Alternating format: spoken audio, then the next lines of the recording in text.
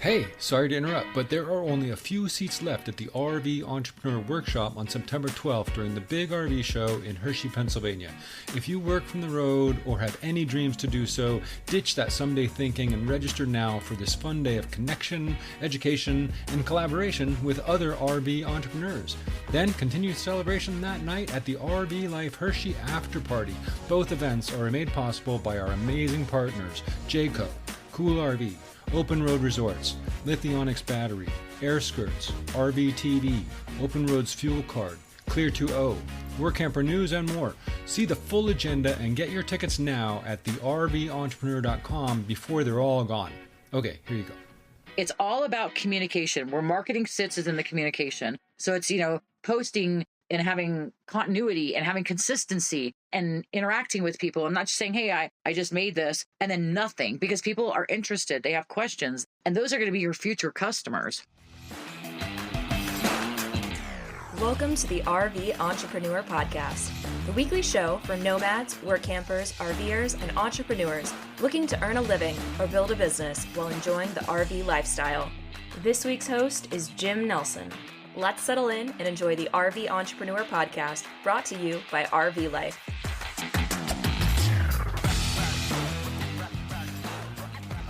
Welcome back to the RV Entrepreneur Podcast. I'm Jim at RV Life, and this episode is giving me flashbacks.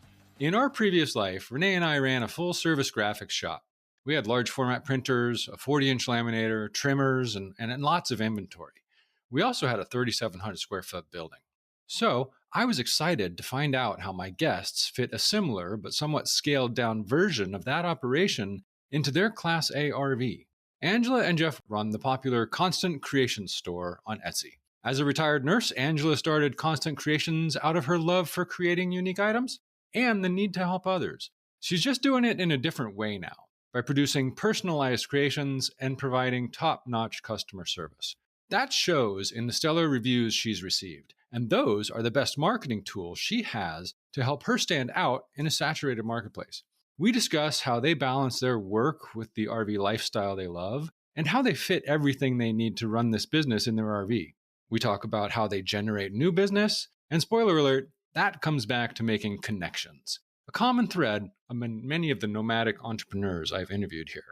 We chatted while Angela and Jeff were at their current job as campground hosts. So they also discussed some helpful tips for finding the best work camping jobs that still allow them time to work from their rig and enjoy the RV life. Of course, I had to ask them about their favorite apps and resources and what they're doing about internet. Speaking of which, I first want to share a quick word about connectivity on the road. If you're ready to finally solve your mobile connectivity problems, then you're ready for the King Passport. This revolutionary device combines a multi-network cellular router and Wi-Fi booster, ensuring you stay connected no matter where you roam. With cutting-edge vSIM technology, the King Passport switches to the strongest signal from major network providers, delivering speeds up to 300 megabits, plus it supports up to 32 devices, making it perfect for families or remote workers. Enjoy versatile data plans tailored to your needs from King, a connectivity leader for over 2 decades. For more information, visit kingconnect.com. Our podcast listeners can save 15% with code RVE2024 at checkout. As summer looms, the battle to keep cool in your RV heats up. Cool RV introduces a game-changing system that boosts ducted RV air conditioner performance by an astonishing 40 to 60%. Beat the heat and join other cool campers for just $84.95 each, shipping included. Learn how at coolrv.com. That's cool with a K, rv.com. Podcast listeners can save 5% with code RVLife. Angela, Jeff, thanks so much for joining me. I'm excited about our talk today. Thank you for having us. Oh, it's a pleasure. It's a pleasure. I understand you're work camping now. You've got an Etsy shop with all sorts of cool graphics, but technically this is the RV Life Entrepreneur Podcast. So I ask all my guests 2 quick questions first. I want to know, when were you first introduced to the RV life, and how is that any different now? Okay. We were first introduced into the RV lifestyle. Well, I'll back up for a second. I found it very interesting 10, 11 years ago now. Took some time to get my husband used to the idea to quit his 401k and kind of go a little more wildy. And I'm actually usually the planner and he's usually the flightier one. So it was kind of a switch for us. But we've been doing it now for it's been 5 years. 5 years? 5 years. Yeah. I had to track backwards. Then there was a lot of romanticism of, oh, you can go do all the BLM land and have all these wonderful things. And we went out like every typical person does when we got our first trailer, and we bought everything that we thought we were going to need. And we needed about a quarter of it. Right. So now we're 2 trailers later. Now we went for the travel trailer, and then we upgraded to a 5th wheel. And now we have a Class A. So that's what's different now. And we have a quarter of the things that we thought we were going to need from Camping World. And we really downsized. So that's the difference for us from when we were first introduced to now, is we really learned how to live minimalist and incorporate all of our printers and still have a life. There's been a lot of learning. Yes. A lot of ups and downs of learning. Yes. This lifestyle. But I think we finally got it down. Control now. I say that. You think you do, but there's always surprises. Right. Yeah. So with what you're doing now, the creations that you're creating, that's kind of an entrepreneurial thing. Are you folks retired from something previous, or what do you think it takes to be an entrepreneur? Okay. So the first question, what were we doing? We were both retired. He did a lot of building maintenance. He's a welder by trade. So, and it fits into our work camper lifestyle because everybody's looking for the maintenance type, mowing the lawns, doing the plumbing, this, that, and the other. And I am actually a retired nurse. Fantastic. So we retired rather early. Yeah. And so the answer for the second question, what does it take to be an entrepreneur on the road? It takes a lot of patience. It takes a lot of planning, but you've got to be able to pivot, because what we found is, and again, we have big commercial, we'll get into that later, big commercial printers, we have heat presses, and we have to be really creative on how we fit those into our life without it overtaking our life, because we live so much smaller. Originally, when we started our business, we had 1,000 square foot granny flat attached to our house. So we had big 64-inch vinyl cutters, vinyl printers. I had 4 lasers. I had big monster stuff, kind of like doing a printing business. We could do big scale items. And when we decided to do this lifestyle, I said, well, we're still going to have to support ourselves. And work camping isn't the only way I want to do it, because I want to keep our creativity. So we had to downsize to 20-inch vinyl, commercial vinyl printers, and 24-inch sublimation printers, and maybe a smaller laser. And so it's getting creative on how to be able to create the same things, or how to pivot our customer base so that we could offer things on a much smaller scale. I want to get into all that. That's going to be really fascinating for our audience. But you mentioned work camping. So I manage a work campers group, and we were introduced to work camping the first couple of years on the road. You're currently work camping. What is your current job? Currently, we are camp hosts in Arnold, California. We do 20 hours a week, and we kind of split that up. And we have a beautiful site, and it's full hookups, electricity, Wi-Fi, all the above. Plus, we get a small stipend every month. And so basically what we do is we go in the morning to the office. We make sure that the phone calls are all taken care of. We return the calls if we need to. We get all of the maps ready and all of the check-ins ready. And then we go around and we check all the sites and clean the bathrooms sometimes.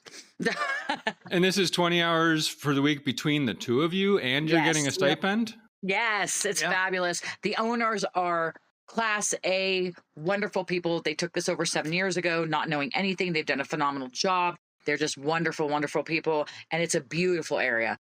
It is a beautiful area. And I always tell people you got to factor that in when accepting a work camping job. Like, how bad do you want to be in the place? Because in the group, we often get a lot of people demanding pay.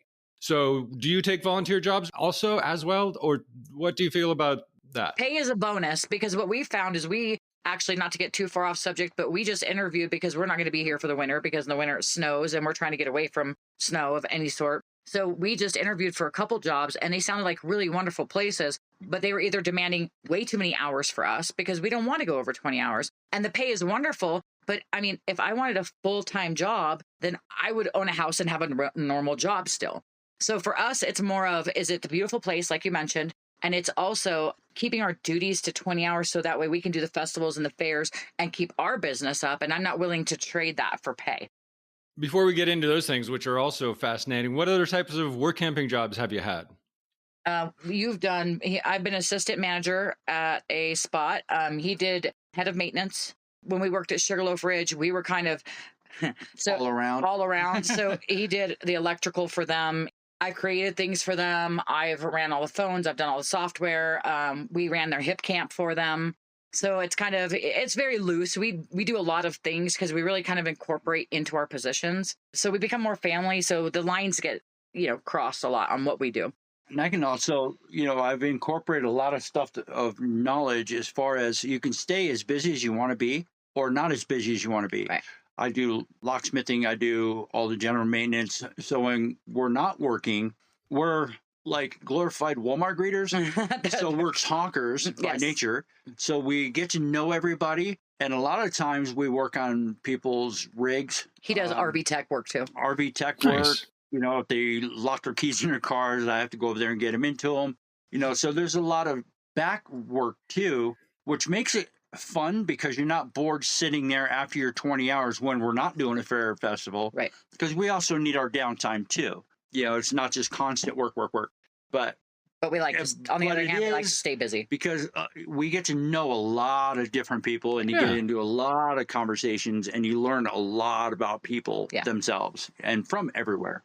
And you mentioned crossover there. I mean, you guys are in a similar situation to we've been in the past years where we've been very selective in the work camping jobs we take because we need certain hours to focus on our own business. Right. So how do you select your jobs and how do you weed out those jobs to still have time to do what you do, which we're going to talk about next? Well, we just actually have a perfect example. We just interviewed the other day for a position in Arizona. Would be totally wonderful. It was a maintenance position. It was only 6 hours a day. It was 4 days a week. And then an office position that was 2 days a week, 4 hours, which would have been perfect. And, of course, they interviewed other people and then they called us back and they said, well, actually, we have a 5 day a week, 2 hours a day. And unfortunately, we had to say, you know what, that doesn't work for us because we can't be tethered 5 days a week. And it was on the weekend. So normally what we do to try and weed it out is I say ahead of time, because how we do our research is I actually go to the places we want to be and I look up all the RV campgrounds. And then whether they're hiring or not, I put in our cover letter, our resumes, how I found you, if it was somebody who mentioned something on the group, I'll say, this person says, you're absolutely wonderful campground. They've worked for you before. And then I say, this is kind of what we're looking for. And if they get back to us with a match, then that's great. And these people had the match, but I think they hired somebody else for those matches before we interviewed, and we couldn't take what they had left. And the other part that we've learned is she does the research 6 to 8 months in advance. Yes. Smart. All the way up to a year in advance of places we want to go. That way we're not crushed for time. We don't wait till the last minute before we start looking for work. Right. Because it takes that 6 to 8 months to actually find the match that is good for us. So she does a lot of research and a lot of reaching out to people. Yeah. That is excellent advice for anyone looking for work camping. I hope there's potential work campers listening here because too many times in the group, I hear people post and say, anyone know of anything in Colorado? And that's how they're looking for a job. But you guys are doing the legwork. I have one last question since it comes up a lot about work camping is, do you ask for contracts with your potential employers before you go? We have had both ways. So we have a contract with our current one. With Sugarloaf, we had a very loose contract. So basically what we ask for if we're going to, and I guess it would be a contract, is I want to know what I'm getting. I want to know my hours worked. I want to know basically a simplified contract, I guess you would call it, of what your expectations are. And then I want a start date and an end date. Those are the big, so I guess you could call it a contract. It's more of an expectation list. Yeah. And then in turn, we actually have an expectation list of our own. Let them know. Yeah. Yeah, exactly. Because it's a two-way street. It's not just, oh, here, let me come work for you. It's, you know what? They're hiring us to do a business. Well, not only that, I'm giving you my skills. Mm-hmm. So I have expectations of my own. And I don't want to be, in a dirty site. I ask for pictures now of our sites. Because we've had it before where you ask for pictures of my rig. So in turn, I don't want to be put on the back 40. I want to enjoy where we stay. They're hiring us for a job. We're also providing a service. Yes, it goes both ways. We have to be comfortable where we go also. Yes. So we're not afraid to ask the questions, just like the RV tech work. I mean, just for instance, before we even get to these places, we say, hey, is it okay if we do such and such, or is it not? Because then when I get there, I know my grounds. I stay in my limits, I know my lane I have to stay in. Right. and if they say yes, that's a bonus too, but it's out in the open. So there's never a question that you shouldn't ask up front. We actually make a list of questions beforehand, just like before meeting with you. I have a list of, the list that you gave, I answer all these because I want to be prepared. So I always say, be prepared. For each one, you just kind of have a master list of these are all the things we need to know. Because otherwise you get to talking and you forget things and you get there and there's surprises and they're not always good surprises. And conversations will go where it needs to go to answer the right questions or to ask the right questions. It takes a while. It's just so important to have that understanding of who's going to, it goes both ways, have an understanding of those hours. So if you start going over those hours, you can refer to it. I often tell people, the contract is worth the paper it's written on when it comes to this type of work camping thing. Some of the best jobs we've had have been on a handshake, but we always had an understanding, and it's been flexible for hours for us to work on our own things like you guys are doing with Constant Creations. So let's talk about that. You've got a pretty popular Etsy shop. What type of decor and gifts are you creating? What we're currently doing now has kind of morphed over time again because we had to go from a big shop to a little shop. But right now we do things like we do sublimation picture slates. So they're on a rock slate and they're absolutely beautiful. And they don't fade, they don't crack, they don't peel. A lot of memorial or wedding or dog. If a dog passes away, we do keychains, we do wood earrings, we do key hangers, we do anything indoor decor we can pretty much do. And we always laugh with our customers and say, you know what, if you can think it, we can print it. Because we have 3 different ways. We have a sublimation machine, a vinyl machine, and a laser printer. So we kind of can print on any substrate. Easiest way to say that. We also do removable vinyl sayings, and we're kind of gearing towards RV people now. We do the murals. We can do outside some corner panel wraps. The garden flags for rigs at the RV parks. I mean, that's a big thing. Because everybody wants to put their staple where they live. Yes. So we're doing a lot of flags. And then we also work with small businesses wherever we go. Like we just we now have another shirt order. We do sweatshirts and t-shirts. But what we mainly stick with those are the small businesses because Etsy's super saturated right now. And so we get to know the area that we're in. Perfect example, the short version, if I can get the short version. We were fishing yesterday and a gentleman come up and he was telling us, look for bluegill, look for this. And he said, what do you guys do? And it comes naturally that I talk about what we do. I said, we live up here, but this is what we do. But we also have our own, because I work it into every conversation. And he says, he goes, well, we have a restaurant downtown and we've been looking for somebody to do our sweatshirts and t-shirts. And there you go. So we don't do them on Etsy like one-offs anymore because again, it's super saturated. Sure. And so our Etsy that used to be 500 items is now like 15 or 20 because we concentrate on the fairs and festivals and on the relationships with the small businesses in the areas that we're in. And it helps to have somebody that can sell anywhere and that can talk to anybody. A really quick story. We got stuck on the 80 in a snowstorm for 13 hours, and she ended up selling 5 license plates printed custom to truckers that were on the highway. Yeah. Because we were bored, and she just got out and started talking. Next thing you know, we got orders. I'm definitely the talker. It helps to be able to get out there and promote yourself. Yes. Anyway, you don't pass up any opportunity there. But I'm having kind of a flashback here because Renee and I, in our previous life, we operated a full service graphics firm. We had large format printers, laminators, cutters. We also had 3,700 square foot building. So without giving too much away, you mentioned sublimation. I understand what a dye sublimation printer is, but what equipment are you using and how is your rig set up to accommodate it? Okay. So currently we're using an Epson 24-inch sublimation machine. We're using a Roland BN20. We downgraded from the big one, so now it's 20 inches. It's a vinyl cutter? Yeah, it's a commercial vinyl cutter and a printer. Mm-hmm. Yeah, and then we're using an X-Tool D1 Pro. We have both the infrared laser and the regular laser. We have heat presses, 2 heat presses. We have a vacuum press. So all that in a 38-foot. So you have a 38-foot Class A and no trailer that you're pulling? I want to know how you have this all set up. A lot of measuring. Yes.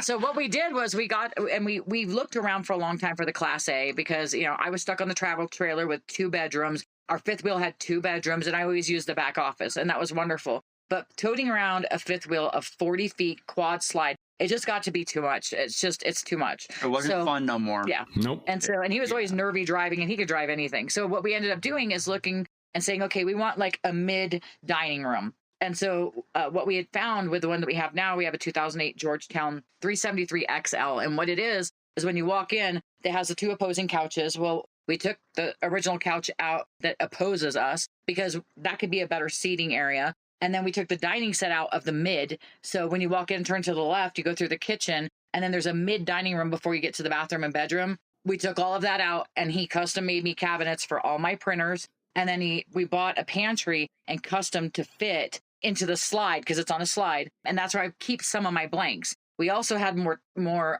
weight capability than we did in the 5th wheel. So the laser, the vacuum press, and the heat press actually live in our outer compartments. Oh, wonderful. So you mentioned some blanks. So what type of inventory and consumables do you have to stock and carry? I mean, it adds up, doesn't it?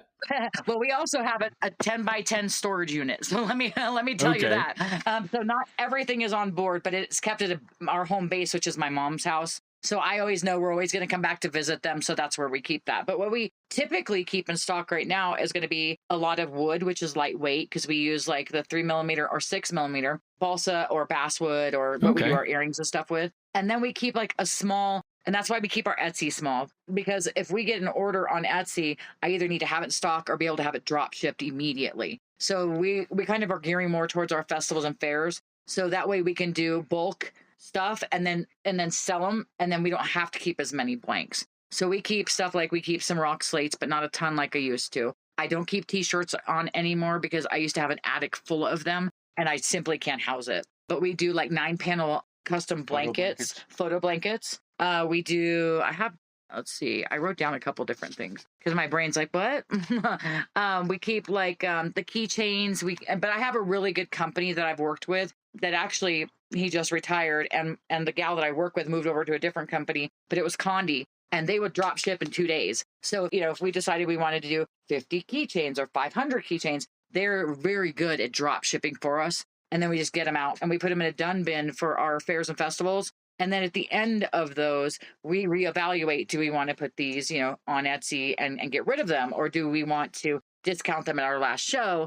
So that way we don't have to carry such heavy stock. And a lot of the stuff, we have 1, 2, 3, 4, 5, 6 underneath bays that are big. And we keep a lot of our smaller stuff, like the keychains, the slates that we do have, some of the wood underneath. And the underbelly, yeah. We also use, which is detrimental, you have to use these, is moisture-proof boxes. Yes. With the lids. Yes. And that keeps all the moisture out. It keeps it pretty temperature controlled up underneath. Yeah. So, and we do leather wallets and all that too. So, yeah.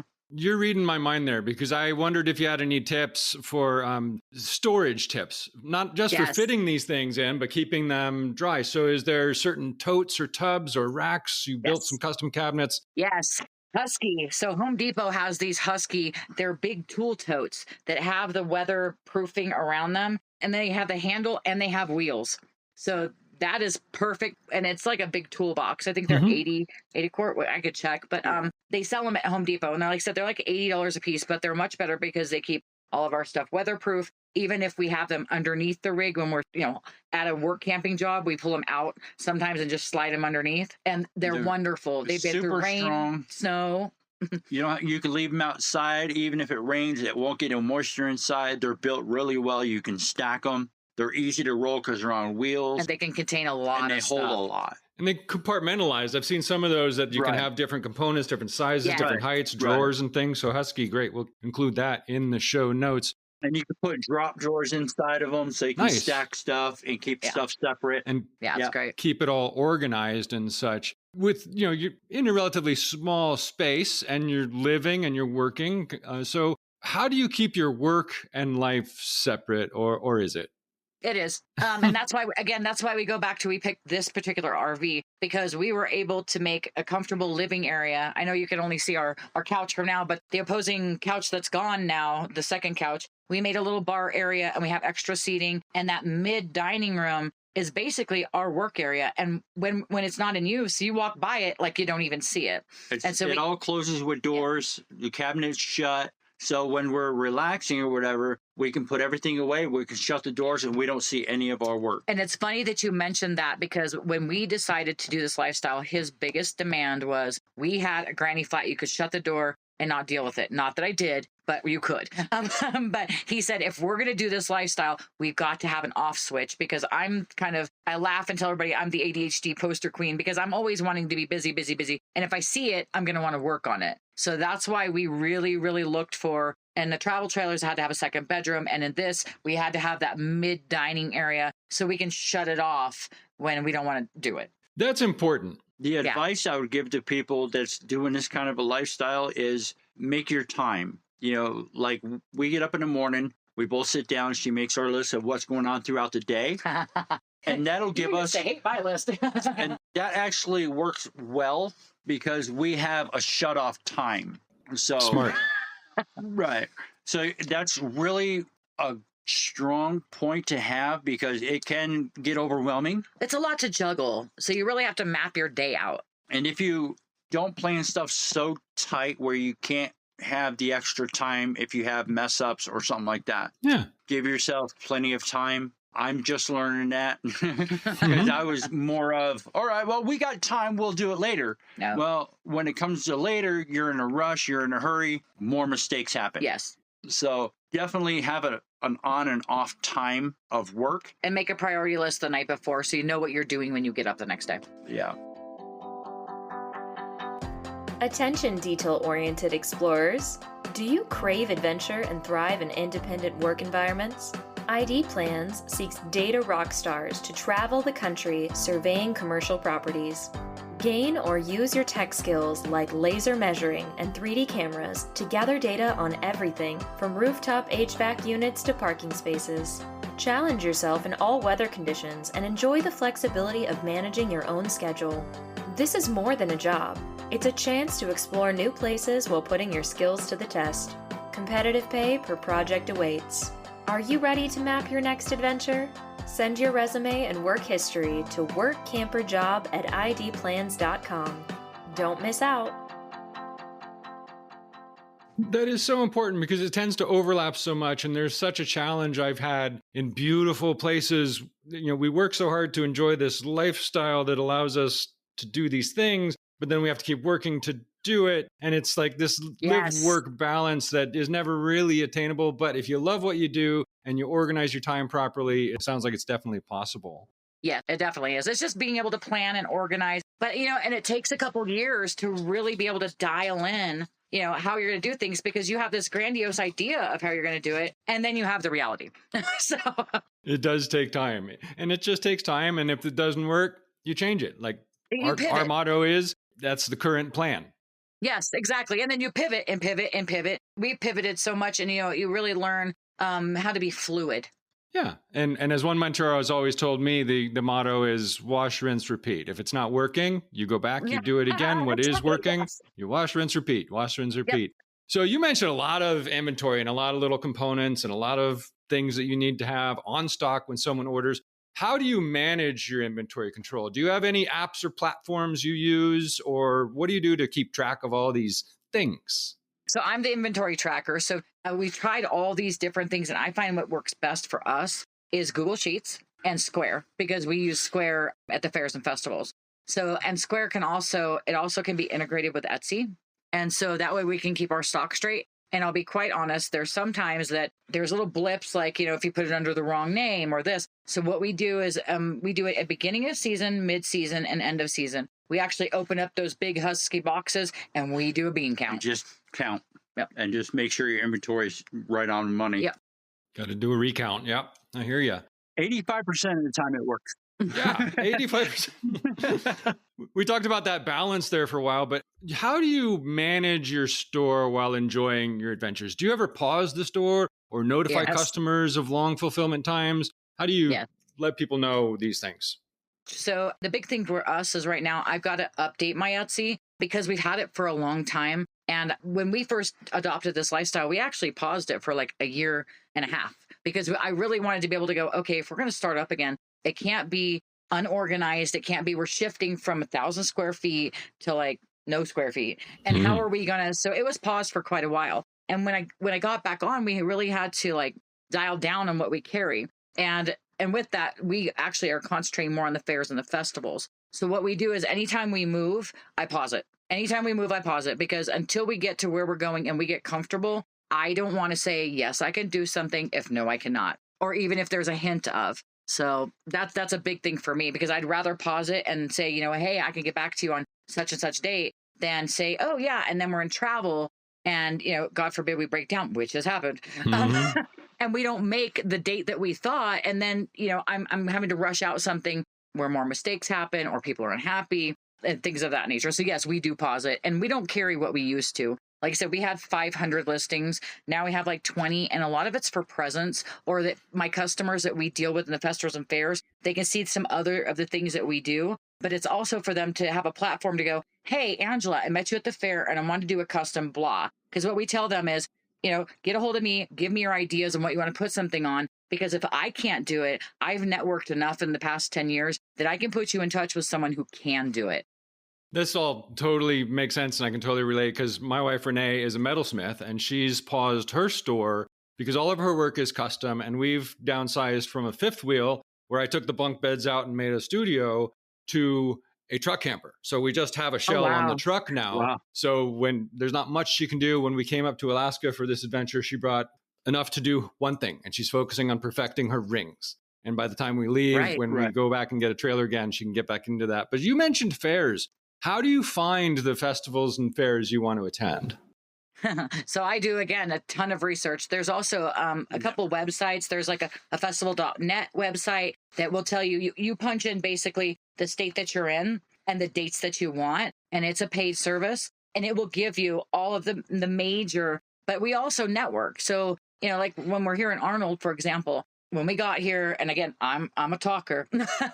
I will, you know, go to the store and I'll, hey, you know, we're new here, and you know, what are the festivals and fairs that you do in the area? Or if I'm at the Dollar General, I also access our managers, you know, the owners, and I say, hey, you know, what types of fairs and festivals do well here? So I'm really, and I'll say but we are really good at kind of like really getting into the small business of the area that we're in, and just I'm not afraid to ask the right questions. And I also, you know, look up, what are the best fairs and festivals, you know, in Arnold, California, or surrounding areas, or the county? And then I also jump into their Facebook groups. We really try and integrate, you know, because we do 6-month drops right now, and we'll be doing less time once we're going to be traveling more as we go. But for right now, to be able to get everything dialed in, we drop for like 6 months at a time. So then I have the time, and, you know, I'm able to really link in with those businesses. Let me throw something in there really quick. Sure. Also, doing the lifestyle we do with the camp hosting, when we get to the place that we're going to go to work, a lot of times when fairs and festivals come into town, they're staying at our park. Yes. So when they're staying at our park, they start to learn what we do. And all of a sudden it's, hey, have you checked out this fair? Hey, have you heard about this? Hey, have you heard about this? And a lot of it's word of mouth. Yes. And that's where, again, you can't be afraid to ask the questions. It doesn't matter who it is. You just start talking and have a conversation. Things will fall into place, and you just start networking that way too. Right. You got to keep your ears open at all times, even when you're out there fishing for bluegill. Yes. Right, exactly. We talked about like coordinating shipment of your orders, but where do you typically receive shipments when, or supplies and material? I understand you can be somewhere stationary for 6 months, but when you need things, how do you usually get your stuff? We actually, my mom is always our home base, and we go to see them once every 3 or 4 weeks, because we kind of circle them right now within a state. And so I know I'm going to see them every 6 weeks. So I have it dropped there if we can't have it dropped here. Nice. If we don't go down there to see them, they come up and see us, and they'll bring it to us, or we'll go down there and pick it up. Nice. Nice. So let's talk about where you've been. After like 17 years on the road, I still get a thrill about, you know, working from remote locations in beautiful places. Where's the most memorable place you've been while producing products or fulfilling orders? I would say here in Sugarloaf are my two favorites. Yeah. So, and they're not that far from each other, because Sugarloaf Ridge State Park is in Kenwood. And that's in the Sonoma, Napa area, which is absolutely stunning. A lot of wineries, a lot of tourism goes on down there. Yeah. And it's a totally different sense of people. Yes. So you have Napa, which are a lot of the wineries. the scale of people are a lot different than being up here is more woods. Mountainous. They do a lot of different customers. Yeah.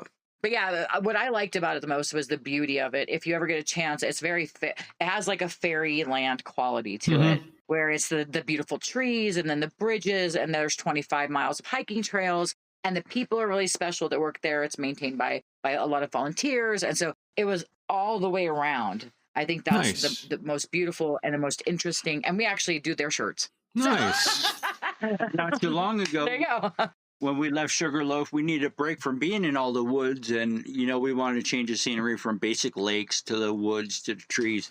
And we went to Oregon, and we went to the coast. Yeah. And so we're next to the ocean. Yeah. And then when we got tired of being wet, we went back to the mountains again. Yeah. And we dropped on site in Oregon and actually worked at their shop with all of our stuff. So that was pretty interesting too. Nice. And actually, that shop there, when they hired us to redo their whole gift shop, we met them doing a fair and a festival. Yeah.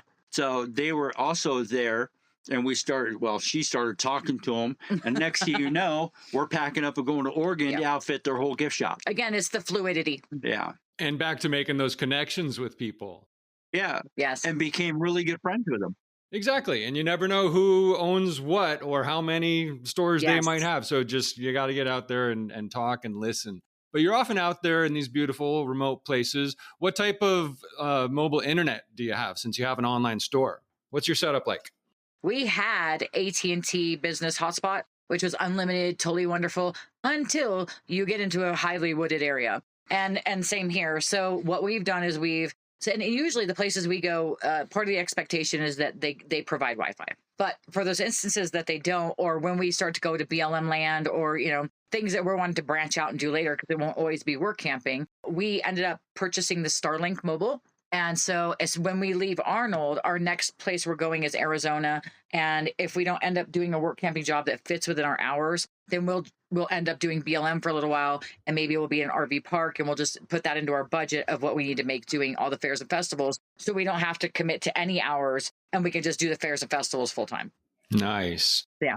As far as like being able to travel and stuff, we try to quarter out everything we do. So like 3-4 months in advance, we know we're going to go here. So we quarter out, what we make. That way, you take a quarter out for your fuel costs, of course, and then you take a quarter out for your business. And then, you just kind of have to break it down and plan in advance.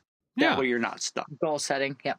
Good. That's smart. So you mentioned Etsy being a saturated marketplace, and that's for sure ever since they started allowing, producers to non-handmade stuff. Yeah. That's a whole show in itself. But how do you stand out from so many others producing similar items?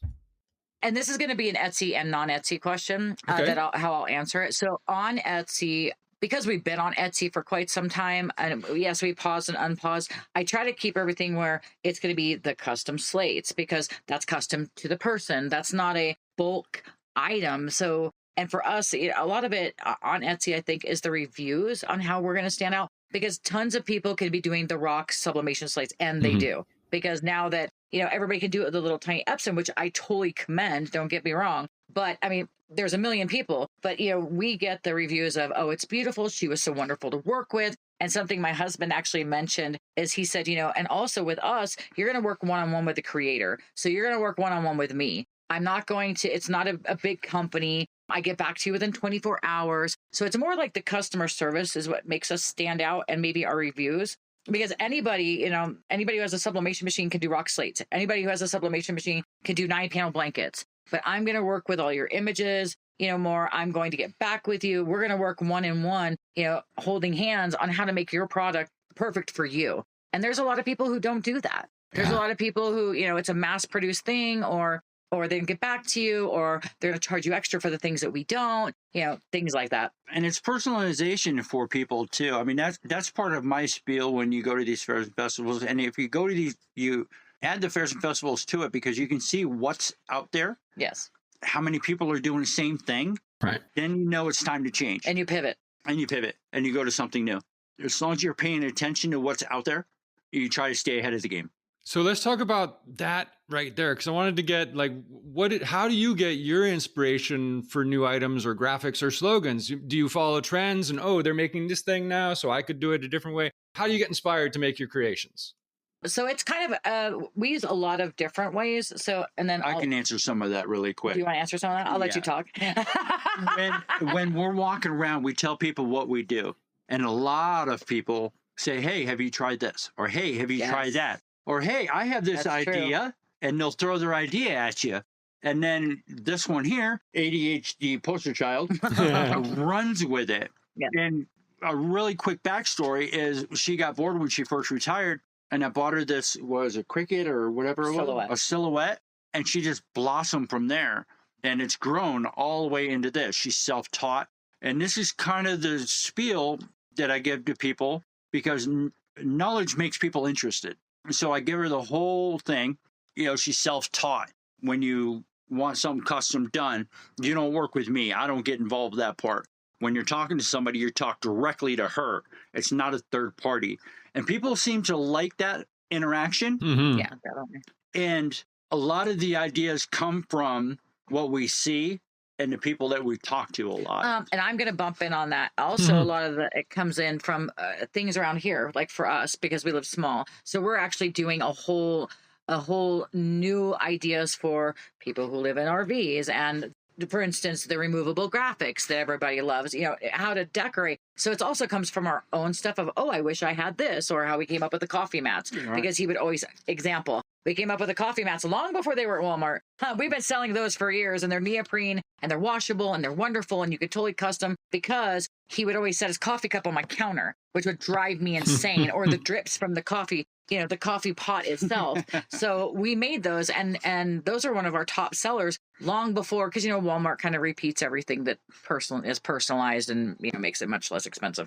But other ways that I get is even from going into the work camper groups. There's an RV, you know, decor and inspiration that go, oh, I wish I had this. And I'm like, you know, how could we make that work? Or if somebody's saying, hey, where did you get, you know, such and such thing? And they don't have an answer. I'm like, we could totally make that. We could do it for you. Or I'll go, okay, well, that's a popular thing. You know, let's incorporate that. And again, the fairs and festivals, people tell us, you know, oh, hey, I see you have this. Can you make that butterflies? And I'm like, And if I hear that enough times, I'm like a tally person. You know, that I'm like, okay, this is a popular thing right now. Let's go ahead and try that. And you get stuff that's manufactured, mass produced.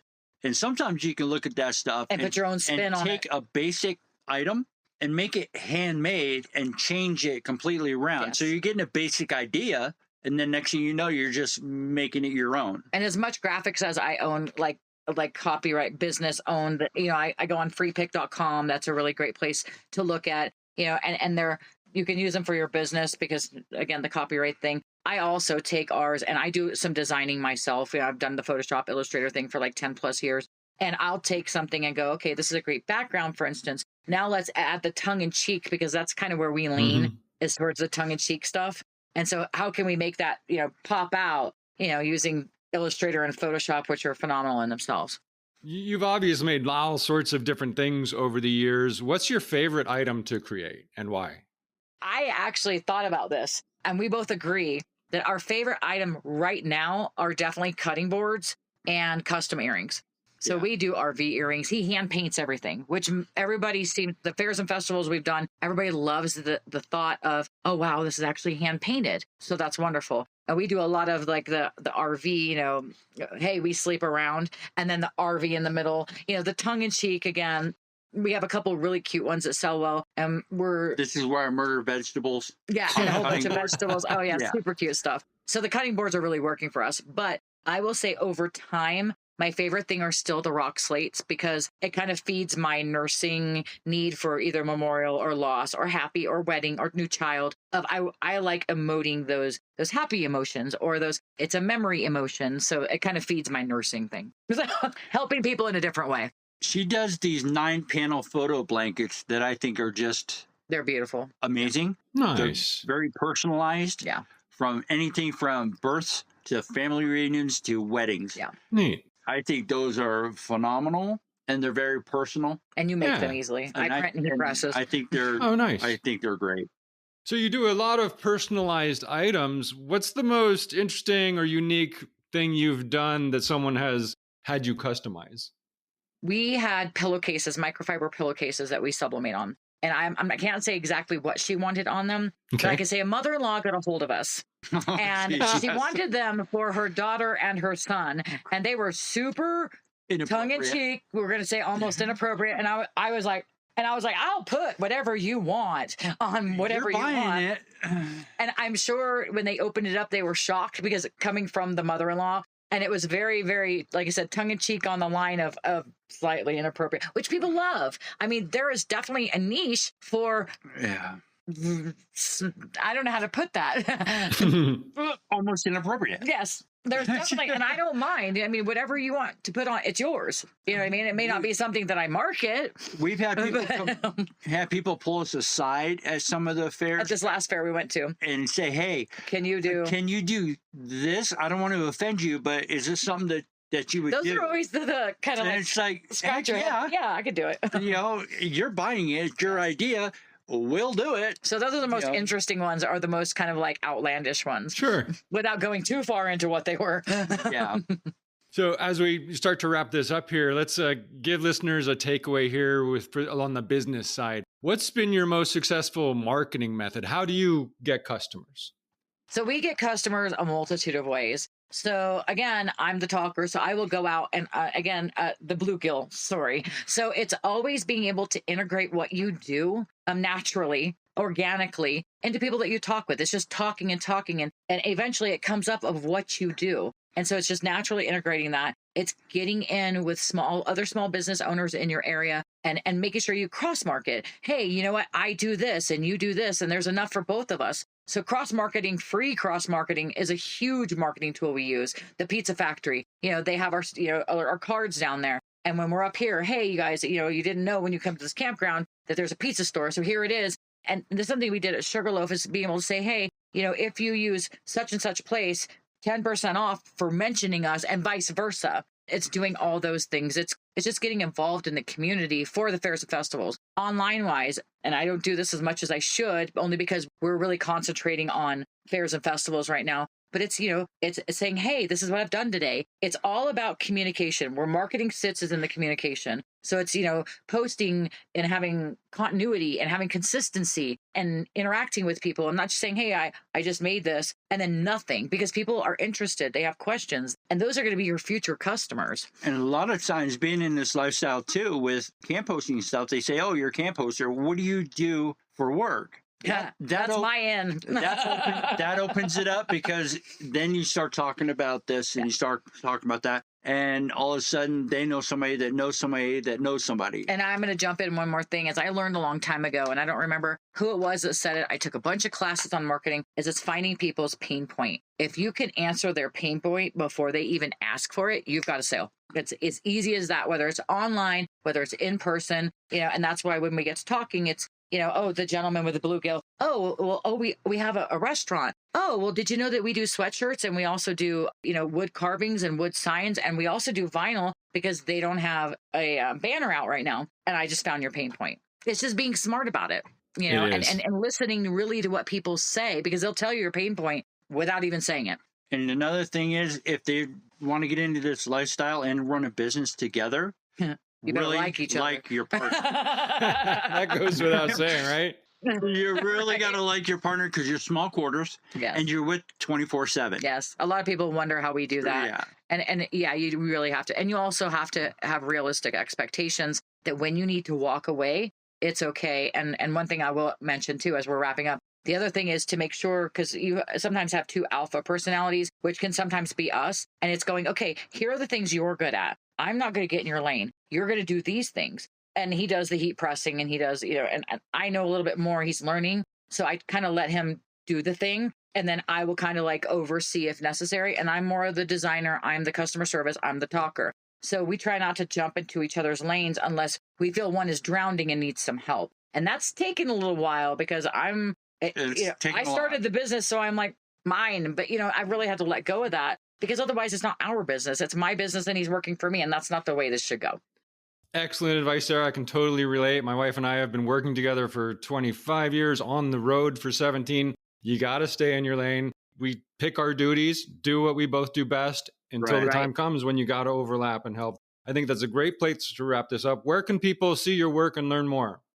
They can go to ConstantCreationsCo at Etsy.com. If you don't see the things that you are asking or that you imagine, then you can always get a hold of us. And we have the email addresses, or you can get a hold of us on Constant Creations, or you can get a hold of us at Angela, ConstantCreationsCo at gmail.com. And you can just say, hey, this is what I tell all my customers. Do you do this? And if the answer is no, I can network you into somewhere who can say yes. But generally, if you think of something, and no matter how custom it is, we can put it on any substrate. You mentioned, doing the fair circuit. So are you on the socials? Where would people want to find out where you might be? Let's see. You can go to my personal Facebook, and that's just Angela Warner, which is my maiden name. That's the easiest way. We have Instagram, but we paused a lot of it because we're doing work on them. Sure. We eventually also want to do a YouTube channel just on tips and tricks, whether it be on the road, whether it be, with all these other printers. It's just deciding how to do that. And so we have that nailed down. I don't want to put stuff out there. But also email me if you have questions about any of these printers, if you have them, if you want them. I'm more than happy to give tips. That's smart. That's a really good idea. There's plenty to go around. Yeah, and we're going to include all these in the show notes. And I want to thank you for your time, Angela, Jeff. Keep up the good work. Awesome. Thank you. That was a fun discussion, and it really did bring back memories. But there's no way we'd fit any sort of graphic production business into our current truck camper. In our travels, Renee and I have encountered a couple who makes vinyl stickers in their rig, a few women who make jewelry, and many work campers, but never one couple who does all of the above. Angela and Jeff are clearly doing something right and obviously loving the lifestyle while they're at it. Check the show notes for links to resources we mentioned, and look for Constant Creations at your next craft fair or festival you attend. What kind of entrepreneur are you? Do you have a unique nomadic business story? Drop by the RV Entrepreneur Facebook group or send us a message at therventrepreneur.com. Maybe we'll share what you're doing with nomadic entrepreneurs everywhere.